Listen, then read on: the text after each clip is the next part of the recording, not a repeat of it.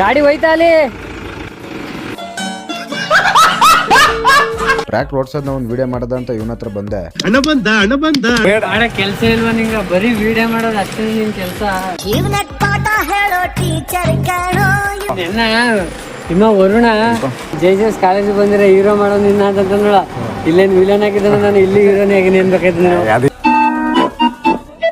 ಅಲ್ಲಿಂದ ಟ್ರ್ಯಾಕ್ಟರ್ ಹತ್ರ ಹೋದ್ವಿ. ಅಲ್ಲೇ ಸ್ವಲ್ಪ ಹೊತ್ತು ಟ್ರ್ಯಾಕ್ಟರ್ನ ಡ್ರೈವ್ ಮಾಡಿದೆ. ನಾನು ರೀಲ್ಸ್ ಮಾಡಬೇಕು ಅಂದ್ಕೊಂಡು ಈ ವಿಡಿಯೋನ ಅನ್ಕೊಂಡಿರೋ ಥರ ಬರಲಿಲ್ಲ. ಇನ್ನೊಂದು ದಿನ ಬಂದು ಆ ವಿಡಿಯೋ ಮಾಡ್ತೀನಿ ಅಂತ ಅವ್ನಿಗೆ ಬಾಯಲ್ಲಿ ಅಲ್ಲಿಂದ ಹೊರಟೆ.